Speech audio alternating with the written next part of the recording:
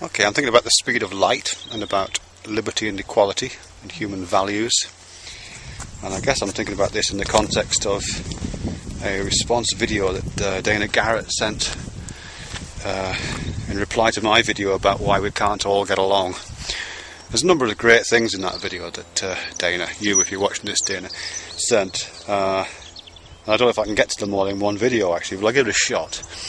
I mean, the first thing to say is that what probably didn't come across, and that's fine, is that, you know, really I wasn't talking about in general terms. I was talking about trying to articulate my own sense of discomfort. Oh, train coming, hold on.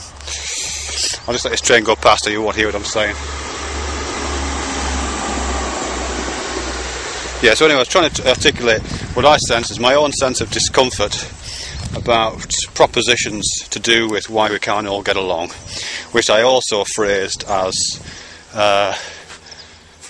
you know, kind of living as one, picking up on some other bits of language from elsewhere, really. To John Lennon's sentiment, you know, the world can live as one, that kind of thing from Imagine. So yeah, so I was trying with all the articulacy I could manage, which wasn't much, to express my discomfort with it, not make truth claims about the thing, but, you know, that's fine. Okay, some things about that. I mean, one of the things that clarified for me when I got your video, Dana, is about the relationship between those two things, those two statements. Why can't we all just get along? And we are all one, we are connected. That kind of a slightly new agey sentiment. Because I suppose what it seems to imply, and I might be overrunning the ball here, is that, you know, why can't we all get along? Because after all, we're all one, we're all connected, aren't we? That seems to be the sentiment. And, well, I would say, yeah, there's several things, really. The reason why we can't get along is because we're not all one, and we're not all connected, I would say. And those disconnections are economic, they're based around fracture lines across race and gender, they're across the kind of fracture lines that separate religious practices from one another and religious practices from non-religious practices. There are fracture lines that run through language. So I think, yeah, we can't live as one because we're not one, I think I would say. And yeah, that wasn't very articulate. Never mind. So there's something interesting there about that. And, you know, I find it particularly difficult to approach that idea, since I happen to be on a particular side of those fracture lines. You know, as I said in my last video, you know, I am one of the lucky ones. In fact, all of us here on YouTube are the lucky ones. You know, we're all us. There are no thems on YouTube. You know, none of us here are starving. You know, we can all afford webcams. You know, we might live in all kinds of different circumstances, but we are all us, and to some degree. And even amongst the us that's got webcams, there's still quite a bit of difference. There are still some fracture lines running through the heart of our communities and ourselves. So, yeah, I suppose it just... Yeah, I don't know what more to say on that, really. The other thing to do is this really interesting stuff to do with the speed of light. The speed of light. And you give this... DanaGarrett gives this story about a graduate school professor, Sandra Harding, talking about the speed of light, and she's talking about situated knowledge, if I understand it correctly, feminist epistemology, feminist science, which I know sounds like an oxymoron, but it does have some validity as an idea, and how, you know, under pressure, she seems to have said that to feminists, the speed of light is different than it is to the general population. And I don't know if she said that or not. If she did, it was seriously stupid. And Dana, you were right to call her on that. I'm surprised she did say that. I know a little bit about Sandra Harding's work, and I'm quite impressed by a lot of it, actually, I have to say. And you know, she's a proponent of standpoint theory. That's what she's coming from.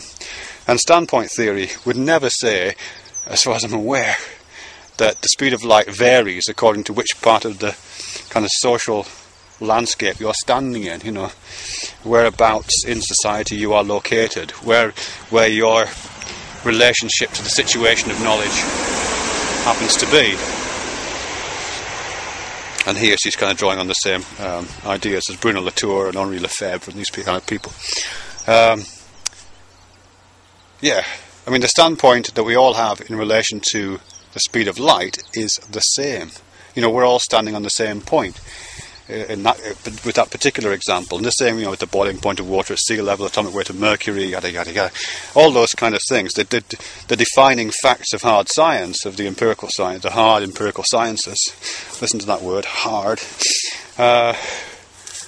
Is the fact that they are addressed from the same standpoint, regardless whether you're male, female, black, white, tall, short, whatever. But the whole point of standpoint theory and feminist epistemology generally is that the amount of, two things. Certainly, firstly, there's a whole bunch of other stuff I haven't got time to talk about. But firstly, in regard to this, the amount of facts there are in the world which can be approached from the position of a unique standpoint that we all simultaneously occupy as human beings, with this kind of a brain and this kind of cognition and these kind of senses, is limited. Most of the experiences we have at the world are not like that. Most of our experiences are situated, they are social, they are situated, they are determined by all kinds of other facts that do locate us. They locate us in social space and align us very differently. And in the kinds of ducks that line up in those epistemologies vary enormously according to where you're standing in social space. And that's when standpoint theory really kicks in. And as a kind of follow-up to that is that what may be described as hegemonical practices of certain kinds of knowledge-producing institutions would say that the only valuable knowledge is knowledge which can be generalised to a singular standpoint that we all occupy simultaneously, like the speed of light, and would overvalue that and refer to it as a hard science, and everything else, social facts as Durkheim calls them, are the product of soft sciences. Soft sciences, listen to that, a feminine word for a feminine practice, that's the kind of what they're all about there, soft sciences, psychology and sociology and political science and those kinds of practices are disparaged by many people and held up as not being science at all. Somebody as fantastic as Richard Feynman, one of my personal heroes, is very disparaging of social science. He says it's not a science, and it's not if your only interpretation of science is the one that standpoint theory locates as singular, and which feminist scientists would also critique as what Donna Haraway calls the God trick. Not only does it standpoint, as it also elevates us and imagines us looking down on the world from an elevated position. That's slightly different. So those things are in place, I think. Where it kicks into the discussion that you're talking about there, Dana, is when you go on to talk about why we can't all get along and what kind of a world we should live in, a world with equality, a world with liberty, a world with, I can't remember the third thing, it's something like human flourishing, it wasn't that, but something like that. Now those are the products of soft sciences. Those are not the product of the hard sciences like speed of light. Those are the products of political science, psychology, sociology.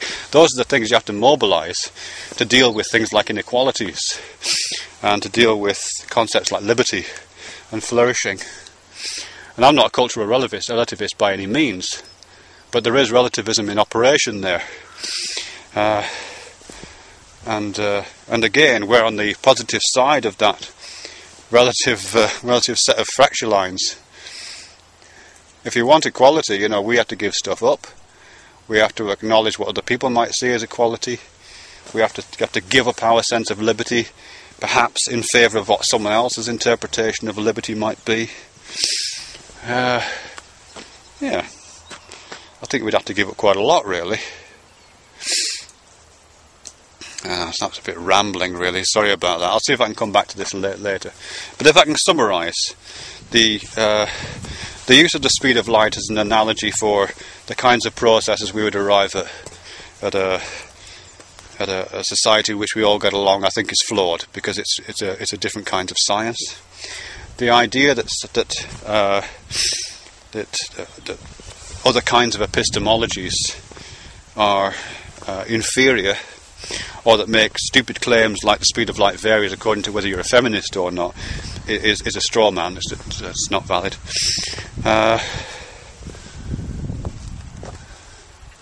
And overall, all I'm saying here, I'm not trying to make a claim that's grander than it appears, is I have a discomfort with it.